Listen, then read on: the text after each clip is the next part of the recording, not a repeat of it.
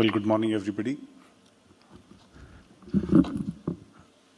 Although this biomass co-firing in power plant doesn't affect CBG business directly, but we are one or the other way associated as far as pollution is concerned, the decarbonization of Indian power sector is concerned, and air quality. In fact, the mission this started because of the air quality problem in NCR particularly. I'll brief you a bit. My presentation will be based on these lines.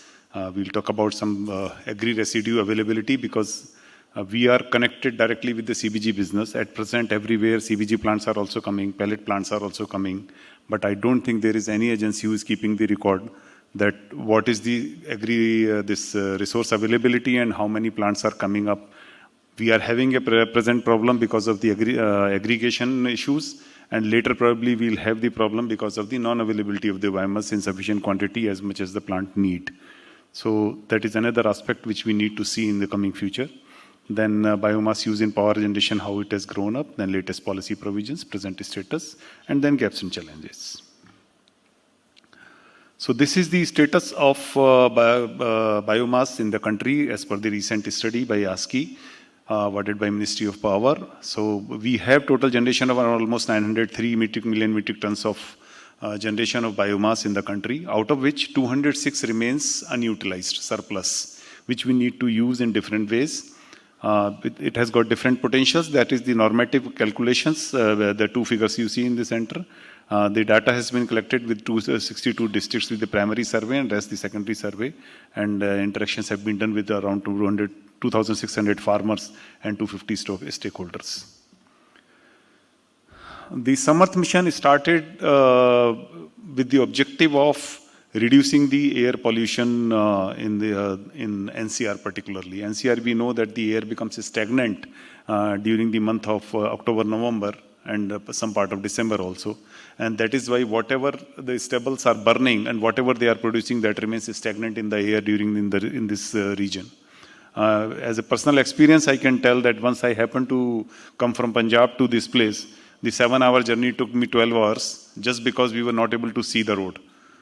We were just moving behind a truck, looking at the tail lights, not even the full truck.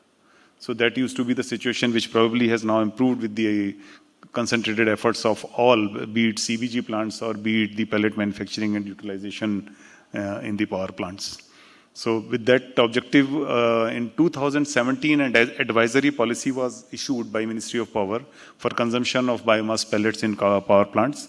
Then in 2021, formally, the mission was also formulated and the implementation policy was issued where 5 to 7% biomass co-firing was mandated. Then slowly this policy was modified because initially looking to the development of the pellet business as well as the constraints of the power plants, some restrictions were put that which type of pellet will be used in which type of mills and what to be done. Because all aspects of this co-firing were also not known.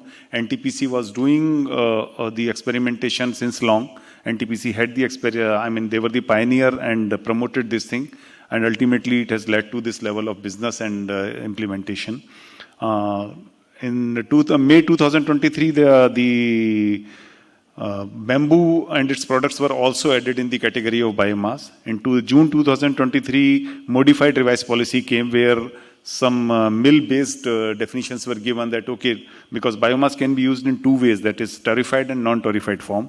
So in some mills need necessarily torrefied, some can fire non-torrefied also. So that kind of situation is there. And then biomass energy was considered, these are the policy decisions that were taken. Biomass energy was considered to be the renewable so that anybody who is consuming that energy can consider it as under their RPO, renewable purchase obligation. 5 to 7% biomass pellets co-firing was necessary for power plants in NCR. The additional cost from this will be passed on to the customers. That was also decided. The provisions were given for that. Under Section 62 plant, it will be added in the fuel. Under Section 63 plant, it will be charged under the change in law.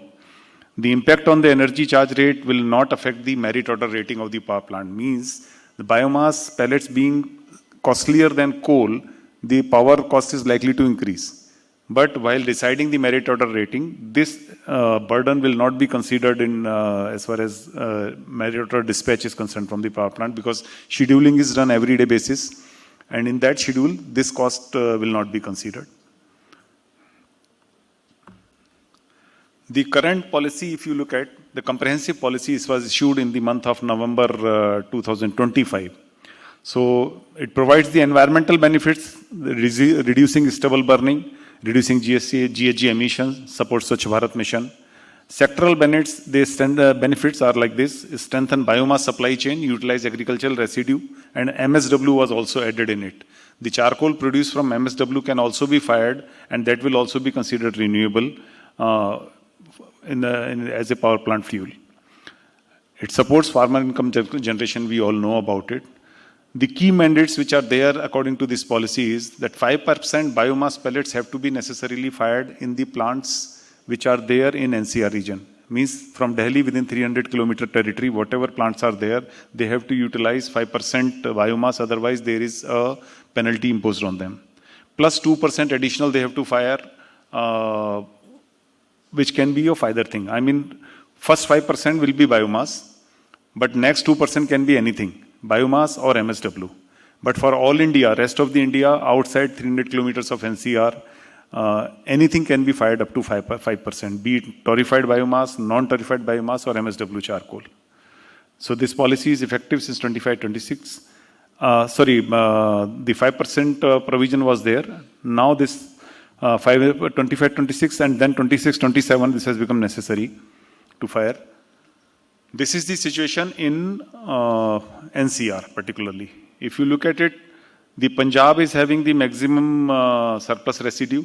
Surplus paddy residue is 4.15 million metric ton, and pellet requirement in the power plants is 0.95. Why I am showing this slide is, I wish to say that even if the power plants meet their mandated target, there will be surplus residue available in sufficient quantity in NCR region.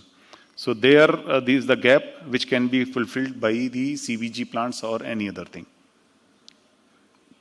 Similar is the case in the Haryana. UP is little less, but that is also having a reasonably good potential. This is the status of biomass co-firing. It has slowly picked up.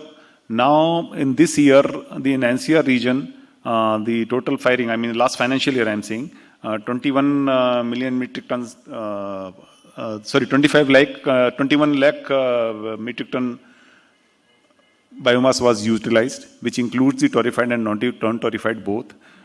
Cumulatively, if you look at it, in NCR region so far, 43 lakh 81,000 metric ton biomass has been utilized so far. This is the normal progress. You can see a dip in the mid, because most of the biomass which is being utilized in power plants is non-torrefied.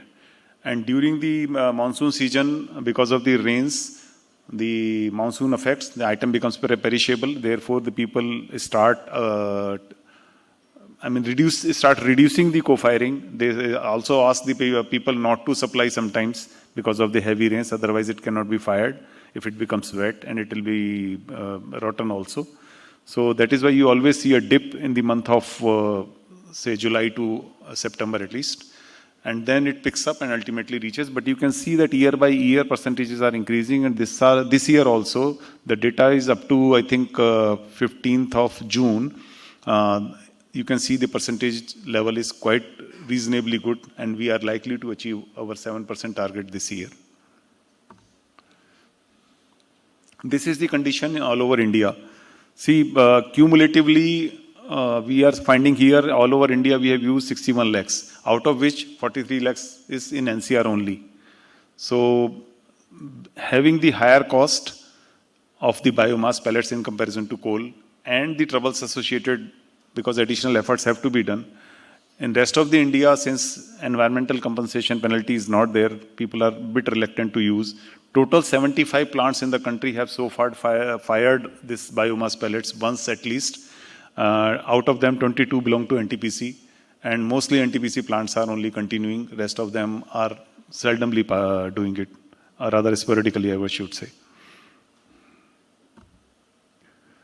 This is the pattern as far as whole of the India is concerned. I mean, curve trend is similar. but percentages are quite low. You can see in June, the all over India percentage has further gone down. The pellet manufacturing capacity is an important aspect as far as using biomass pellets in power plants is concerned.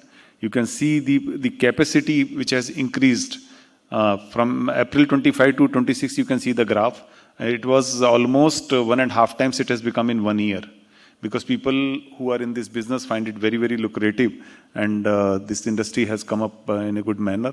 The blue section shows the torrefied biomass pellet manufacturing capacity, and the orange ones are non-torrefied ones.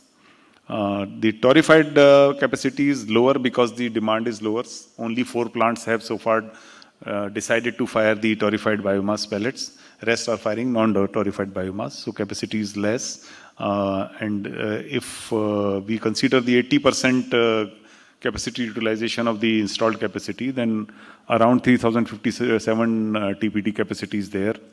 But requirement, if you take it at the full 7%, it will be 3,371 TPD. So there the gap may come, but so far we have not reached to that level, so it is continuing. No problem.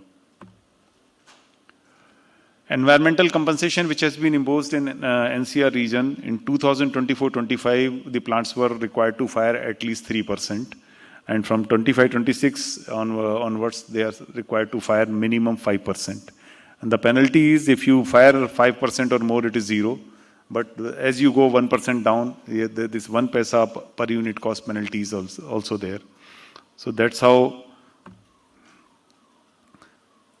in 2024-25, this is the level of penalties. Around almost 61 crore penalty has been imposed.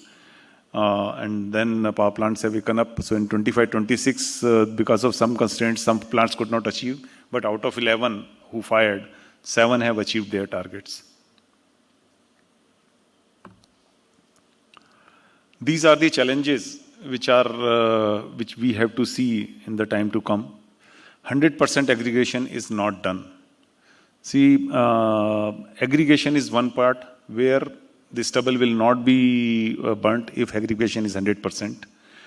Our supply chain problems will also be less. Co-firing is the utilization. Even if aggregation is done, the pollution problem will be solved, utilization problem will be left out. So we need to have very good models for aggregation so that it prevents the air pollution as well as makes the good resource available for utilization in CBG plant or pellet plants, whatever. Biomass aggregation data is not available anywhere if you look at it. How much is generated, how much is surplus has now become available through the study. But aggregation status, in which area how much is getting aggregated, that is yet to be done. No agency is there, I believe, who is doing that. Then quality issues. There are some good players and some are smart who consider themselves as smart. They try to use such materials because every material is not permitted as far as pellets are concerned. You cannot use press mud here. You cannot use poultry waste here in making the pellets because it is harmful for the power plant boiler. So quality issues are there. Some measures have been taken. Quality standard, BIS standard has been issued. And power plants have to take corrective measures. Wherever people have been very stringent, in one of the plant they imposed 30 times the bed material quantity penalty on the vendor. Once it was low, then every vendor became okay, we'll supply the right material. So such kind of stringent measures are required wherever quality material is needed. Then irregularity in calling of tenders and maturing them timely makes it difficult for them to have the pellets timely and achieve their targets. That is the problem has been seen, particularly in state GENCOs, because their decision chain is quite long, and that is why it takes time to decide that who will supply. Even if they have to cancel some tender who is not performing, it takes time for them. So it's a system problem. They are going to solve it. And then price variation of raw biomass. We all know that raw biomass availability is seasonal. At the end of the harvesting, it is available. After that, as the time passes, the availability becomes poor, and that's how the people who are doing the good aggregation, they try to make money out of it, and the pellet manufacturer hands are tight. because he has obligations of supply. Probably in CBG business also you must be having some supply obligations. If you don't supply sufficiently, you face some penalty. In pellet business, the people have to submit the BG. Their BGs are forfeited. So, I mean, as far as pellet manufacturing business is concerned, to support them also, the good aggregation and the regulation of this sector is necessary. We firmly believe that if the aggregation sector is developed in a regulated manner, probably it will support the industry in pellet manufacturing as well as in CBG, both. We have certain thoughts, but I think here, next session we are going to have on aggregation, so I'm not devoting any time on that. That's all from my side. Thank you so much.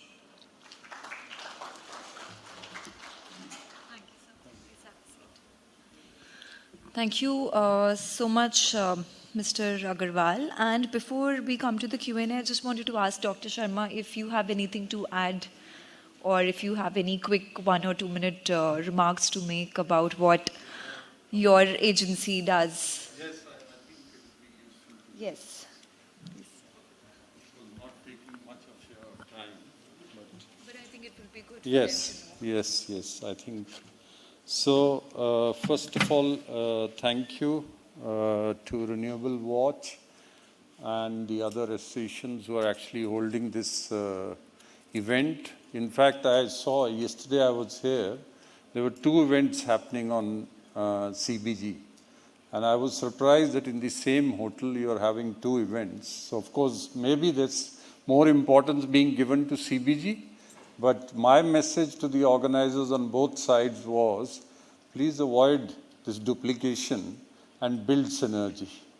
And I emphasize that. And in fact, what has just been presented by Mr. Ravi Agarwal is a good example of how we are collaborating in the government and building this synergy. In fact, this whole program, and I'll just add about 4 or 5 points, because we really want interaction and feedback from you, rather than me putting up another PowerPoint presentation to you. So the first thing that I wanted to mention is this building synergy. If you look at this program, starting from 2017, 2 really important things. Of course, the MOP policy is important. But what I wanted to highlight is the CAQM, the Commission for Air Quality Management, Direction 42, that came up in 2021. And simultaneously, we had the Ministry of Environment and Forest regulation on the specific penalty that has to be levied and the targets. So I think if you focus on the outcomes, and there is a deterrent in terms of penalties, you can actually achieve. And that's what shows that out of the 75 plants that he mentioned all over India under their policy, it is these 12 plants in TPPs in the NCR region which are actually showing the performance. So this is a combination of both the deterrence as well as the facilitation that is provided by the Ministry of Power. But the other partners in this, because CAQM has been directly involved in prevention of stubble burning and organizes the action plan for 3 states, Punjab, Haryana and UP, largely the NCR areas in UP and of course the whole of Haryana. And that is where we focus on developing the action plan, and in consultation with the Ministry of Agriculture and Farmer Welfare, MOPNG, of course the Ministry of Power, then MNRE schemes, CPCB schemes, all together supporting CBG, pelleting and others are actually a good example of synergy.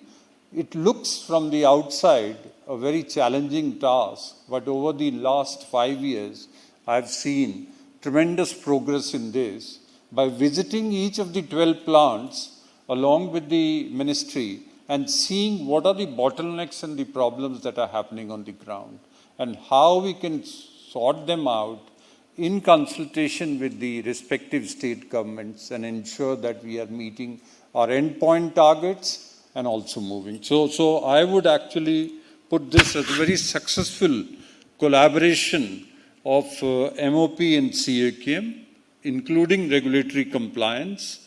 And this is what actually is leading to about 80% stubble co-firing in the 11 TPPs, as I mentioned earlier, as compared to the others. The other important thing is when we started 3 years back, there were hardly, I think, a dozen pelleting plants, both non-torrefied and torrefied, in Punjab, Haryana and UP, NCR. But now we are almost reaching 100 plants, almost 66 pellet plants in Punjab and 33 in Haryana. So again, you can see the scale of how things have been moving up. Now, is this sufficient for us? Have we actually, is the target only about prevention of stubble burning? Or are we actually looking at the next step in this? So I would see that the first phase of this has actually strengthened the collaboration, the deterrence, the regulatory compliance, and the target-led performance. But what we need to move ahead with is the circularity is missing in this. Just burning those pellets along with coal is not sufficient. And that's why we are emphasizing to the ministry now that please focus on torrefaction and torrefied pellets because of the bioproducts that you can get, either it's biobitumen, syngas and others, and achieve circularity almost like what you are doing on the CBG side. And that is where the CAQM, the Commission, will be working with the MOP and a lot of the government entities, including the private sector, and in scaling up the supply chain and aggregation, because you've already mentioned that one of the challenges around aggregation, how we can turn this supply chain into a value chain where farmers get the benefit rather than just resorting to a matchstick and firing because of the short timeline that we have to remove paddy stubble from the fields. And the second is, wherever the plants are being set up, if we can push towards more torrefaction, then we can achieve more circularity in this and scale up the program, not just in the 12 plants that which we are responsible for, but also the overall policy which is responsible. So I'll stop there, and that's just an overall view as far as this collaboration is concerned, and we can certainly have your feedback. Thank you. Thank you. I do have a couple of questions, but I'll go to the audience questions first, and then if time permits, then I'll ask a few questions of my own. I'll come to you later, Sarthak. Let me first ask the audience.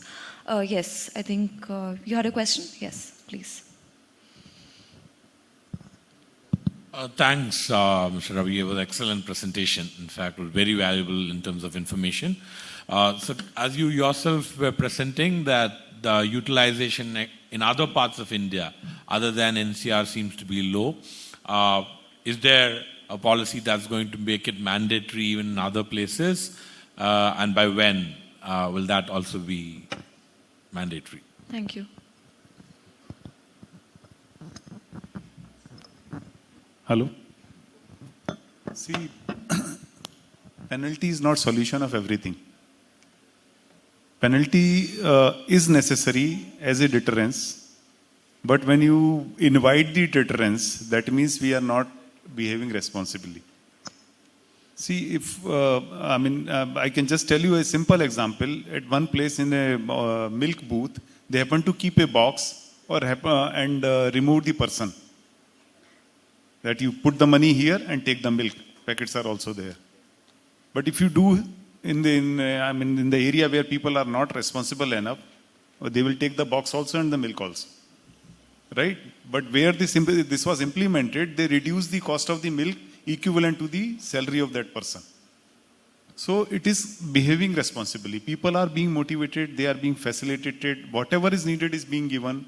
Even the different ministries have given VGFs also, CFA I should say, for putting up the plants and supplying it. So if people do all by themselves, fine enough. If they don't do it and the problem continues, then certainly the Sunday penalties will come. But when they will come, I think it will all depend how responsible people are, Right. isn't it? Thank you. Questions on the left side first. Where? Please. I was asking for the left side, but okay, go ahead for the right side. Ravi sir, I'm Vipin Malhotra from Green Power. You very rightly pointed out about the feedstock part. In CBG and pelletization, feedstock is a very critical component cost-wise. So why can't we have a policy like, and the plants are suffering because of the price rising very rapidly.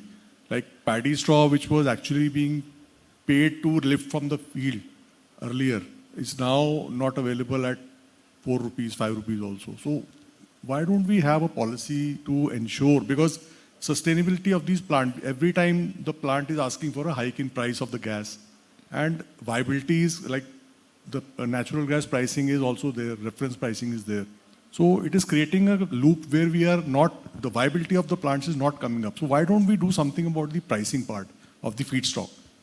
Thank Sir, you. I am of the opinion that aggregation sector should be developed as a regulated sector. Although you are going to have a next session on this only, but since I may not be there because of my other engagement, I'll just say a few words here. This should be developed as a regulated sector. The aggregator should be assigned, should be registered, invited with certain safety BG kind of thing, and he should be given some certain land. He should be given the catchment area that, okay, you are responsible for collecting all biomass from this place. And the farmers should be having, or rather they have in some certain states, the penalty if they burn it. And the aggregator should have the mandate that if you don't lift it within 3-4 days, which is a compulsion for farmer, you will have the penalty. And the aggregator should be provided with at least 5 machines. Lot of machines have been distributed, almost 30,000-40,000 machines have been distributed, but separately. One is having tractor, one is having baler, and another is having raker, someone is having slasher. Now if they all 5 do not come together, the biomass lifting cannot be there. So what my opinion is that these 5 machines set should be given at a subsidized rate, whatever way possible. There are policies already existing. Only thing, it has to be channelized in the manner. And with these provisions, what I told, compulsion on both sides, as well as the storage area plus the machinery, probably we can ensure 100% aggregation of biomass. This kind of thing has to be implemented and enforced on ground.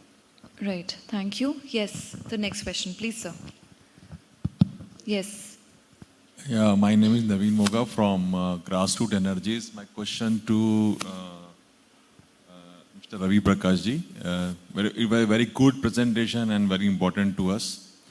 My question is coming from CBG background here. Now, many of the plants which we are associated with, they are finding use of FOM, excess FOM available to them, which can be actually mixed with the other biomasses and bring to the quality of heat value which is acceptable to the, let's say, the NTPC plants and other power plants.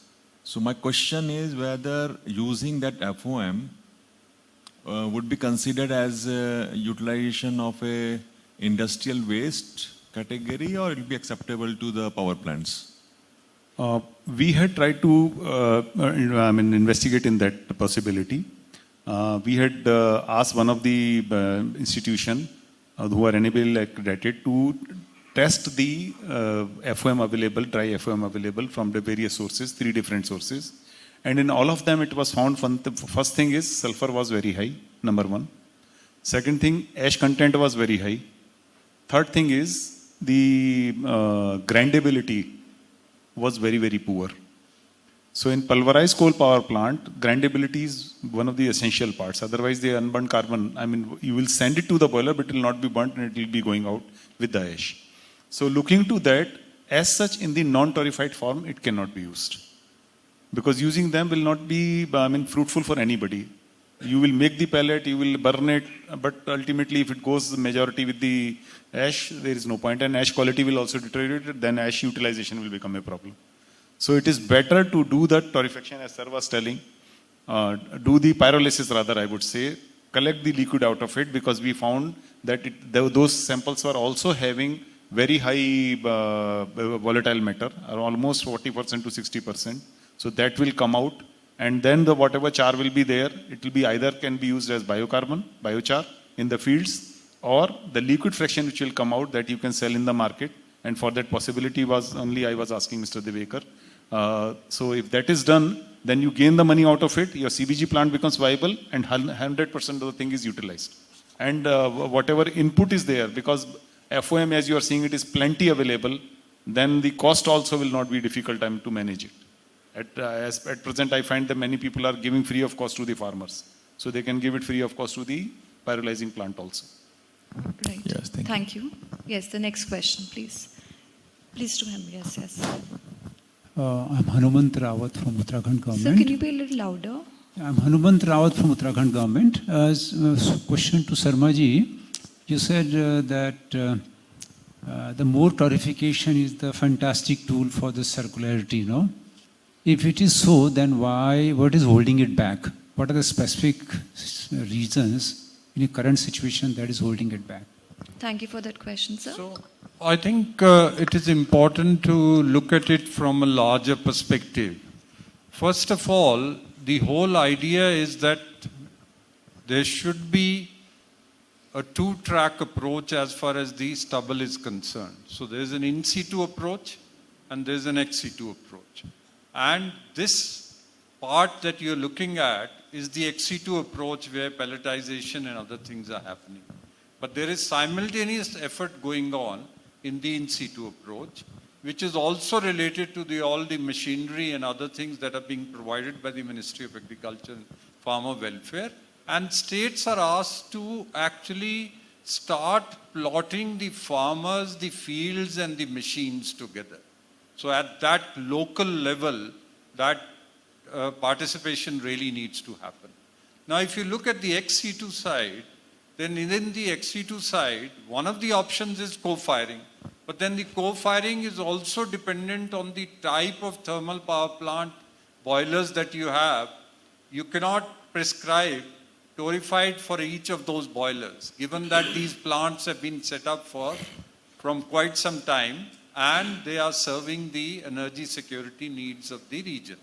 So what we are trying to emphasize is that the future plants, in fact, 2 plants have just come up in UP now, which will be taken up. So our total number of plants now will actually be moving from 11 to 14.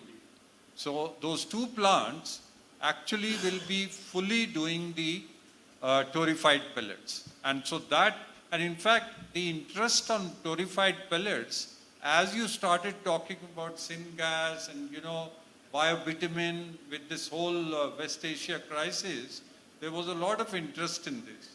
And this is what we need to really now sustain so that we don't face the same insecurity in the future.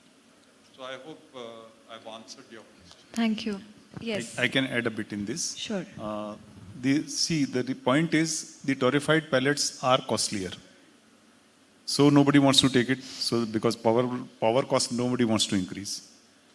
Now there is a dichotomy.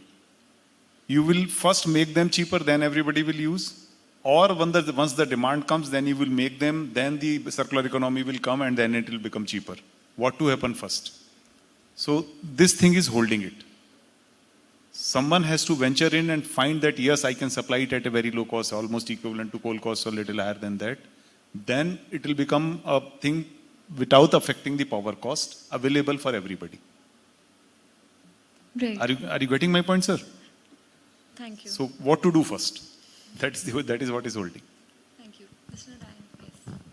Narayan, yes. Ravi, my question is to you that once these pellets are costlier than coal, then is it a sustainable solution for this problem? I don't think it's because you are giving a subsidy to the manufacturer.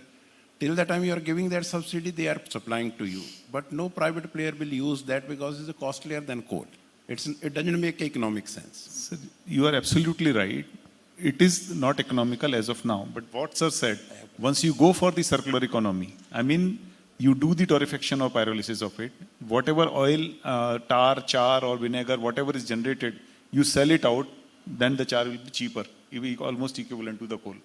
So then it will generate the purpose, I mean, it will save the environment because it will not allow the stubble burning. It will generate different businesses, support country energy needs, as well as making char available to the power plant at the low cost. So that is what is to be needed as far as development is concerned. My second question, connecting with that. Yeah. Why can't we create a value chain for this stubble or for parali to generate energy through boilers? Like Punjab has now launched a Invest Punjab subsidy on the boiler, especially the parali boiler. There's a 50% subsidy on the boiler, especially in Punjab under Invest Punjab. So why can't you create that kind of value chain, especially to remove this problem, rather than giving a subsidy or No, you're taking right. a costly You're option? right on that point. In fact, when we started off, and it's also, referring to the last question, when we started off, the current number of plants within the NCR were unable to get torrefied pellets directly from the paddy stubble in Punjab and Haryana. So they had to actually get the torrefied pellets from them. And then the purpose was being defeated because the whole purpose was that stubble should not be burned. So they took some time before the torrefied pellets started coming up. Now, the last 2 years, there's been a CAQM direction precisely for boilers. In fact, that's his word. In fact, has scaled up beyond what we are doing in the 11 power plants. The boiler work in Punjab has actually been scaled up, and it's actually the pellets are being used there. Now, the next notification or direction that has been issued by CAQM is making it compulsory for the bricklins to actually also start using those pellets. So it's a question of developing that economy where stubble is then converted, but used, best part perhaps might go to the power plant, second might go to the boilers, third, rejects could even be going for the bricklins and others. So that is the whole approach that we are following. Of course, you need to remember the genesis of this, which is the stubble burning and how we can reduce the air pollution that affects not only Punjab, but us in Delhi NCR also. Thank you. Yes, so there's a question at the back. Yeah. Yes. Dr. Satish here from Honeywell EOP. Sir, my question is, first of all, thank you for taking through all the, the role of co-firing. So my question is that, like, we are talking about CBG and, the co-firing, all the way we are talking about all the agriculture residues and we are utilizing for different purposes. So my question is coming like another initiative that the government is pushing very, very, very aggressively is the coal gasification. And along with that, it is also another area is that biomass gasification. So a lot of stress is there on the biomass. So I want to see what will, again, I have two questions. I want to see what will be the future of this, the biomass, how it is going to be utilized, and about the sustainability of any plant, it depends on the raw material. So which will survive, which will not survive? There will be a kind of competition between the technologies, first question. Second is that, like, if the government is pushing to the coal gasification, then how do you see that this, the thermals, what will be the future of the thermal plants? What technology you are believing that going to be, a good thing for survival of this, the power generation? Thank you. Thank you for the question. Actually, if you see, coal gasification is for multiple purposes. Number one, if you want to have the gas, that is one thing. Utilizing the coal in a better way, that by doing the gasification, you remove the ash then and there, near the mine itself. And then you transport the gas, which is much easier.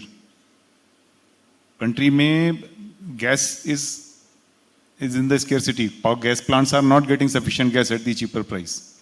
That is why you find their PLF is very, very low. So coal gasification may support if the gas is suitable for them, number one, and plus the gas needs whatever they are in the country are there, and wherever the gas will be suitable as far as quality parameters are concerned, it will be utilized. As far as biomass is concerned, see, 206 million metric tons biomass is surplus.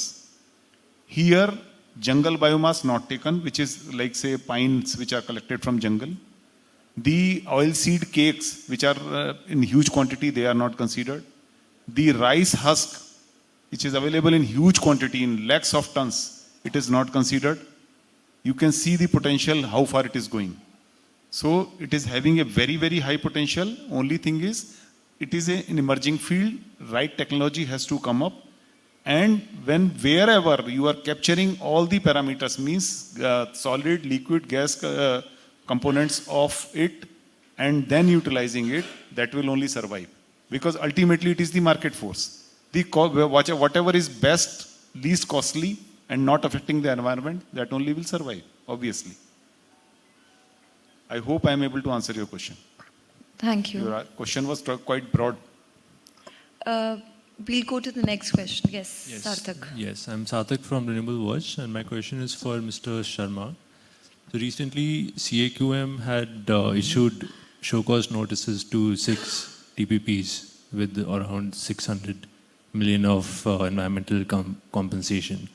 And in a letter by Association of Power Producers, they gave the reasons why the co-firing mandate could not happen, from lack of biomass availability and lack of pellets and all those things. And they asked for waivers in extreme cases and carry forward of the compliance. So does CAQM or MOP allow this kind of carry forward?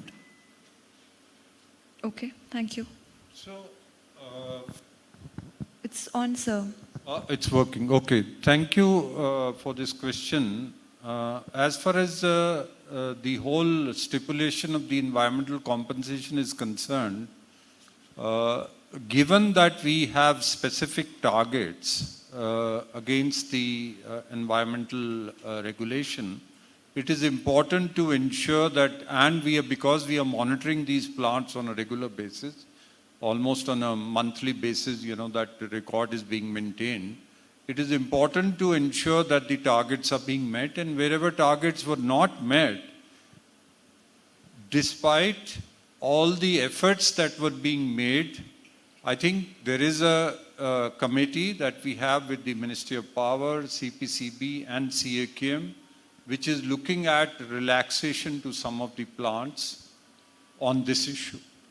However, what we found out is that the efforts that these TPPs should be putting in terms of advanced procurement and sequencing the availability of pellets, has been a major reason rather than just the availability of pellets. So that whole point that was picked up by the TPPs was not found by the committee to be sufficient a ground to not avoid the penalty. However, this is the first year that the penalty has been done. Currently, we are looking at the same thing, whether there could be a possibility, again, this has to go back to this committee, where we could look at, co-firing between different years. There is a proposal from the Ministry of Power, and we will certainly examine it and go ahead. But I think the first level of compliance and the penalty imposition was important to give the go-ahead to the TPPs that please take this seriously. Please ensure that your internal governance systems, your procurement, your diversification of contracts is done at the right time so that you meet the targets that are envisaged. Thank you. Thank you.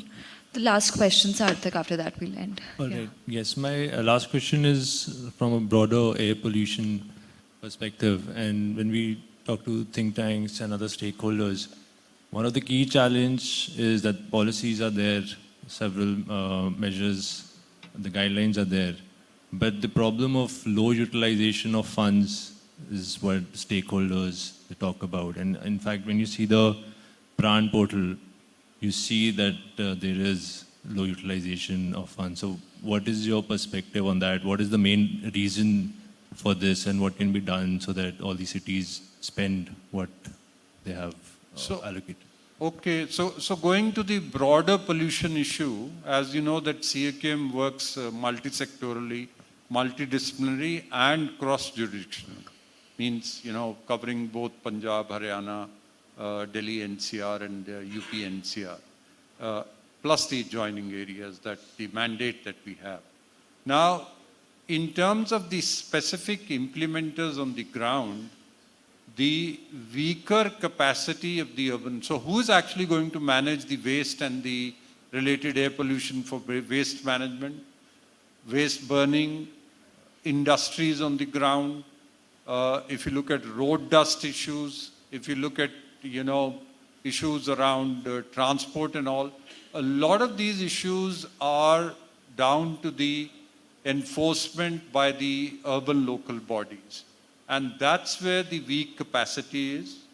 CAQM, along with the ministry, has been taking directions directly with these entities. So almost 27 urban local bodies in Delhi NCR and the region have actually been summoned over a series of workshops to look at where the constraint is. And this is again being done across the board. This also includes stubble burning in Punjab and Haryana and UP, but it also covers all the other aspects which are contributing to the winter air pollution. And that aspect is being looked at. The capacity of the urban local bodies to implement and give us the outcomes that we want. So implementation and buying the equipment, let's say you have a MRSM, a mechanical road sweeping machine. You can buy those machines through the municipality, but what we are interested in is how much of the PM10 or PM2.5 has actually been reduced. And you can very well see that the municipalities are more focused on inputs and outputs rather than achieving these outcomes. And there is a huge capacity issue. And of course, I would say that this covers larger urban issues rather than just the issues that we are talking about. So once that capacity is there, the augmentation and the utilization of funds and delivery on outcomes is what we are interested in. Not inputs and outputs, road lengths covered, but how much PM2.5, PM10, NOx, SOx, which are actually contributing. As we sit here, maybe because of the rains, but today even PM2.5 is around 100 average. Now that's the level that we are living in every day. And you can imagine the impact this is happening on people who are more vulnerable. So developing capacity of the implementing agencies to deliver the outcomes and sustain the efforts through regular contracting is something that is ongoing, and you will be seeing the difference in terms of what Delhi is doing. Of course, NCR states might be different. It will take time for them to develop. Thank you. I hope we've answered your questions. Thank you. And on that note, I would like to close the session. A very, very big hand for both our speakers, Mr. Agarwal and Dr. Sharma, for all the excellent work that they're doing.